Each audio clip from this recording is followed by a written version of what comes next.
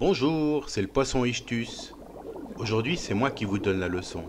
Une leçon intitulée David épargne son ennemi. T'arrive-t-il de jouer à cache-cache à la maison? Ton frère, ta sœur ou un copain compte jusqu'à 20. Tu pars en courant et tu essayes de trouver un petit recoin dans lequel disparaître. C'est pas facile de rester bien caché. On finit vite par être repéré. David, lui, doit aussi se cacher. Mais pour lui, c'est pas un jeu. Le roi Saül veut la mort de David pour qu'il ne devienne pas le roi d'Israël à sa place. Une partie de la famille de David apprend où il se cache et part le rejoindre.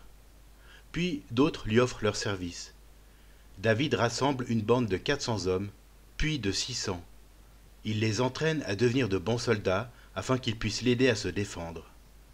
Ils doivent vivre dans des conditions difficiles et parfois même se cacher dans des grottes. À ton avis, que ressent David pour le roi Saül qui cherche à le tuer? Et nous, que ressent-on pour quelqu'un qui nous a fait du mal? Nous avons tendance à vouloir lui rendre coup pour coup. Nous cherchons une occasion de lui donner ce qu'il mérite. Pourtant, ce n'est pas ce que Dieu attend de nous.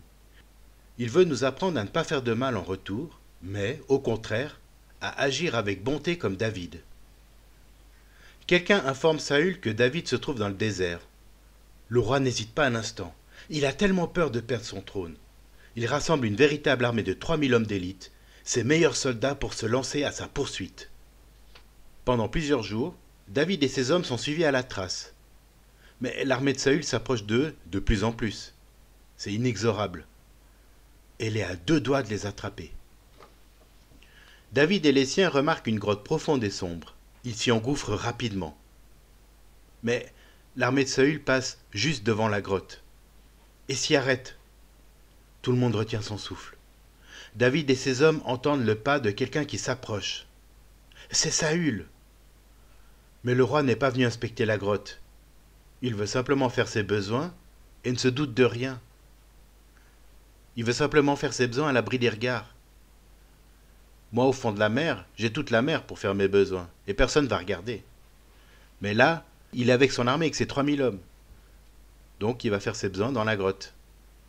Il se doute pas que, à l'intérieur de la grotte, il y a David et tous ses compagnons. Il le voit rentrer dans la grotte, et les compagnons de David chuchotent à son oreille. Tue-le, tue-le. David s'avance silencieusement derrière le roi. Que va-t-il faire? Le tuer? Non, au lieu de le tuer, il coupe un morceau du manteau de Saül et part discrètement avec. Le roi n'a rien vu ni entendu. Il ne sait pas que son vêtement a été déchiré. La Bible nous dit, si David est si bon, c'est probablement parce qu'il se rappelle combien Dieu a été bon envers lui. La Bible nous dit, soyez bons et compréhensifs les uns envers les autres.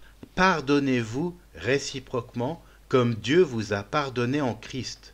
Éphésiens 4, 32. David a épargné Saül. Il ne va pas pour autant se laisser faire. Il faut que le roi et ses troupes d'élite arrêtent de le poursuivre.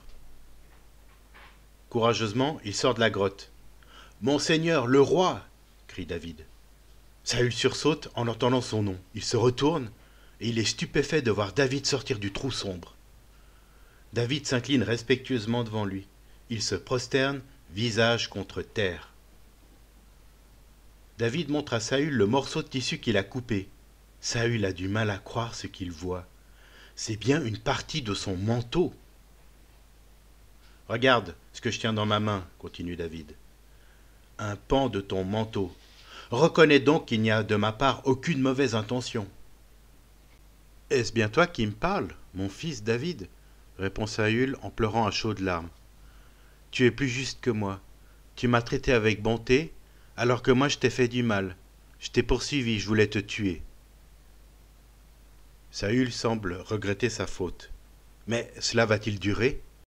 Un peu plus tard, ayant reçu de nouveaux renseignements sur l'endroit où se trouve David, il rassemble à nouveau son armée de 3000 hommes d'élite et établit son camp à la lisière du désert. Les hommes de David se tiennent sur leur garde et, cachés derrière des pierres, ils observent de loin le camp de Saül. Puis la nuit tombe et les feux du camp s'éteignent peu à peu. Le seul bruit que l'on entend est le ronflement des soldats. Tous dorment profondément, même les sentinelles censées monter la garde. Saül dort au centre du camp. Tout près de lui se trouve Abner, le chef de son armée. « Qui vient avec moi ?» demande David. Abishai se porte volontaire. Dans l'obscurité de la nuit, les deux hommes se dirigent vers le camp ennemi. Voyant que tout le monde dort, ils avancent sur la pointe des pieds. Mais si un soldat se réveillait? David et Abishai font très attention et arrivent auprès du roi. Abishai se penche vers David et lui dit dans le creux de l'oreille: « Cette nuit, Dieu livre ton ennemi en ton pouvoir. Permets-moi de le clouer au sol d'un seul coup de lance. » C'est une nouvelle occasion pour David de se débarrasser de Saül qui s'obstine à le poursuivre et qui mérite la mort. Mais David murmure: « Non, ne le tue pas, Dieu nous punirait. » C'est l'Éternel qui le frappera. Prenons seulement la lance qui est à son chevet et la cruche d'eau, et allons-nous-en. Puis David grimpe en haut de la colline qui surplombe le camp. Il se trouve à une bonne distance de sécurité. Le jour commence à se lever. Ensuite, il regarde en bas et crie: « Abner! Abner !» La voix résonne à travers la vallée. Abner, le chef de l'armée, se lève. « Mais qui est-ce qui crie ?» demande-t-il. « Pourquoi n'as-tu pas veillé sur le roi ?» lui lance David. « Quelqu'un a approché le roi. Regarde, maintenant où sont la lance et la cruche d'eau qui étaient à son chevet. » Saül retourne chez lui. Désormais, il ne poursuivra plus David. En fait, les deux hommes n'auront plus l'occasion de se voir. Si tu es un enfant de Dieu, témoigne de la bonté aux autres. Encore et encore, même à ceux qui te détestent. Dieu te fera beaucoup de bien en retour. Mais peut-être, comme Saül, n'as-tu pas encore fait la véritable expérience de la bonté et du pardon de Dieu. Tu pourrais prier: « Mon Dieu, merci car dans ta bonté, tu as envoyé ton Fils mourir pour mes péchés. Je sais que tu désires me sauver. Je veux placer ma confiance en toi aujourd'hui. Je veux connaître ta bonté et recevoir ton pardon. Amen. »